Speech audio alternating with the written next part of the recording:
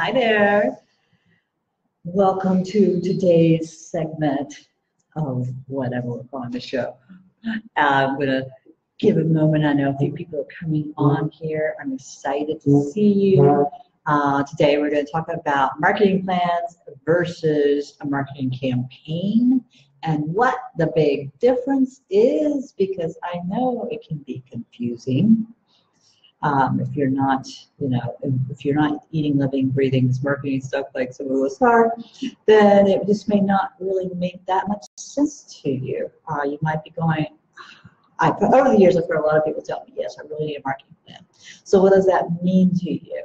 Well, in many cases it means, sounds like a system, right? Something that you can actually start implementing and see results from, and it's not going to make you insane because you know what you're doing to achieve your goals, as opposed to, taking the proverbial spaghetti and throwing it against the wall and seeing what sticks, which is where a lot of people are coming in from, because it's the whole concept of, should I be tweeting, should I be Instagramming, Facebooking, LinkedIn, speaking at events, going to events, like what, where should I be spending my advertising and marketing energies? And so let's just take a moment and breathe.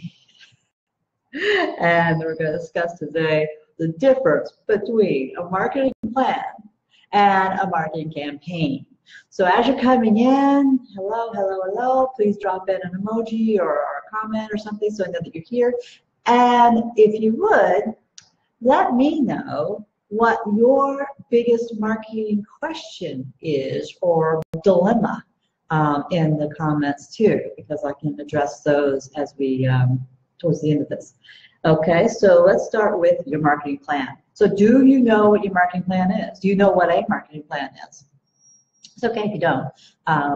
So we're going to do, I'm going to give you a quick little assessment of that. So your marketing plan is really your big picture view of your business. Who do you serve? What problems do you solve in your business? What's your core business? And most of the people I work with are entrepreneurs who are selling, doing client work, right? Maybe you're selling accounting services or energy healing of some kind. I work with a lot of energy healers or traditional therapists. All of that involves one-on-one client work typically, and so you're looking for, you're looking for prospects. You're looking for a way to bring people into your business, let them get to know who you are, and make your offer. This is what I do. All right. So in your marketing plan. And I'm offering a one-page marketing plan workshop in a couple of weeks where we'll really look at this in a little bit more detail. But I'm really thinking about your typical client, who she is, what do they do, what do they look like, what all that demographic and psychographic stuff that's so important. And then what's your core service? What's your typical price point? Where does your client usually spend time? So you know what marketing channels to use, what channels of communication. For example, Facebook is one. And Facebook is a really big one, so so many people are using it, right? So Facebook may be an excellent marketing channel for you, or it may be that LinkedIn is a better marketing channel for you, or it may be something completely different. So there's actually physical real life events to go to as well. And you will do a hybrid of these at some, at different points of your business, depending on what your goals are. So your marketing plan is your big picture view of it's like if you've ever done a business plan, you're looking at these big things and then you start breaking them down into more actionable items. That's going to be a different aspect of it. So your marketing plan is sort of who you are, what you do, who you serve, what are the demographics of that ideal client base, what's your core service, your kind of typical price point, what are those communication channels that you can use to reach them, and what are the most efficient ways you can do this. You may or may not have the answers to all of those questions, and that's okay. So we're going to discuss your marketing campaign, which is going to hopefully put this a little bit better, put some structure to it. So your marketing campaign is something that's very specified for a specific amount of time usually. You might do it for a week, 3 days, 3 months. Depends on what you're doing. But you're really looking to market one particular thing during that time frame. And then you're building out all of your other marketing materials around it. So your graphics go along with it, your marketing messaging goes along with it. Let's do an example. So we're at the beginning of the year when I'm recording this, and so this is a big time of year for setting up new structures in your business, or new systems, or new marketing plan, or like, okay, this is the year I'm going to, do webinars, whatever it is, right? And so you can have this defined period of time. So let's say you're a fitness trainer. So a lot of people are like, hey, this is the year I'm getting in shape, I'm going to lose that weight, and all that. That's very common in January. So if you're a fitness trainer, this is the ideal time for you to be saying, hey, sign up for, and you give a discount maybe on some packages for training with you. Maybe you have some kind of special bonuses that you're offering. And then you can use the time of the year around that marketing, create a marketing campaign around your bonuses, or if you're offering a discount, or both. That becomes like your January offer. You all have seen this with gyms all over the place, right? So that's what people do. This is what gyms do throughout the year, but particularly in January, they're doing these big pushes for bringing you in for maybe a $low offer or whatever. And if you're a fitness trainer, you can do something very similar. So maybe you're offering a bonus, or you're offering a discount if people buy 20 sessions, whatever it may be. Then all of your marketing materials, all of your posts, we'll stick with Facebook, for example, since you're all here, we're on Facebook watching this.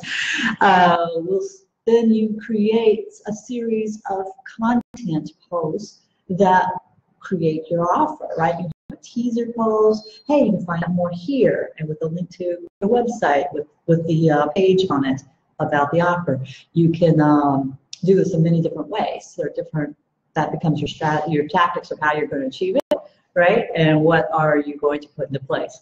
But that's the idea, is that you're picking one thing, you're really promoting that one thing for this particular amount of time, and then you're creating different content pieces around it. You can use these content pieces at different times throughout the year. That's the, if you're really thinking this through longer term.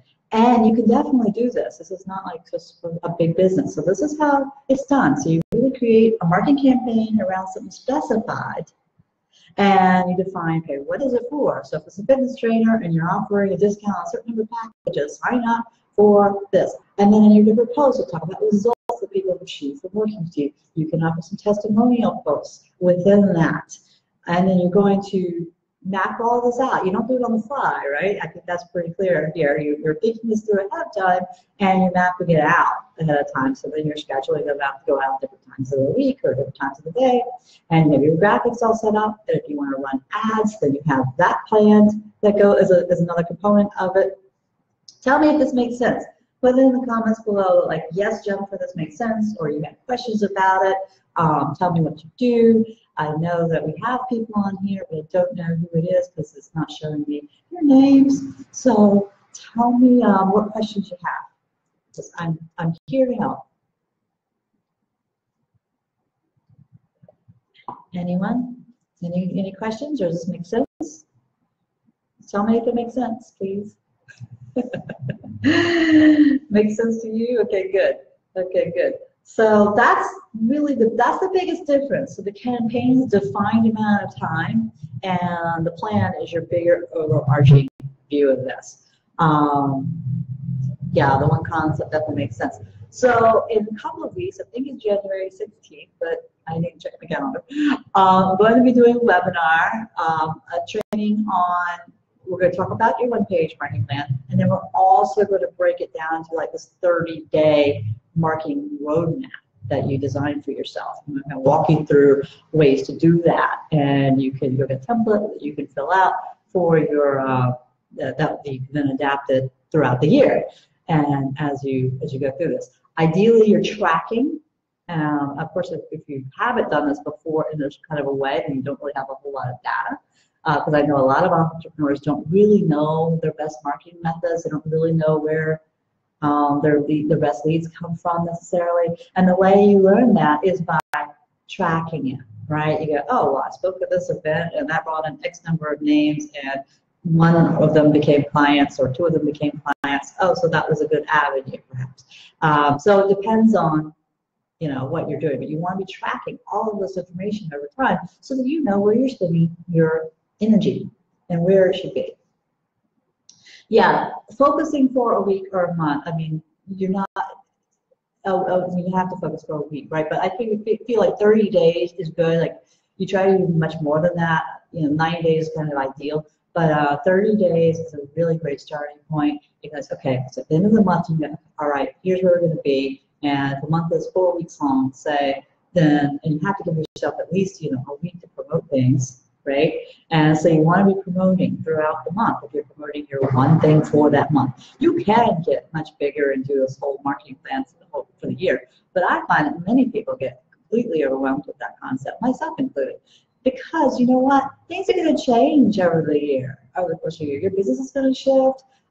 You might be working at, with a different, you might be coming up with a whole new product or service in another 3 months that really takes over in many ways. And that's okay. So, you want to not be too rigid about it. You want to leave yourself a little bit room flow. Yeah, you can definitely use a map. Absolutely. I will, yeah, you only do a month at a time and then just focus on 1 week, otherwise falling into overwhelm. It's absolutely true. So, setting that one course of action and go, for example, I'm going to work on developing new prospects, bringing new prospects into my pipeline in this month. And they're, and my key objective of that is bringing new people onto my email list. And then how do I do that? Oh, but one way to do that is via webinars or speaking at actual events and giving an offer where people get on your list. So that is very trackable when you do that with some consistency, right? Very trackable because you go, oh, right, I did this and I added these new people on my list. Now, obviously, I could do something with that list, right? You have to actually send out emails, you have to make offers, but that is a proven technique. It is proven over and over again that it works and it brings in business but you have to work it. So, hello, so thank you all for being here. If you have other questions, drop them in. I will post the link to the sign-up page for that training coming up later in the month. And I look forward to seeing you there. And I'll come back and check here later today, too. Oh, and Joanna has a great point here about needing a balance of creativity and flexibility, within the planning, which I think is true for most of us who are either solopreneurs or maybe have a very small team. You kind of started your business so that you would be able to have a little bit more flexibility in the kind of work you're doing, time of day you work, what have you. So, allowing for that. But this is going to allow for that because I'm not, no one structure works for everybody. You have to choose what's going to work for you. But we're going to go through like how you can create this system and think about that as it applies to your business. Okay, so I'll drop that link here and I'll see you soon. If you have more questions, just drop them below and I'll come back in and chat later. Thanks for being here. Bye.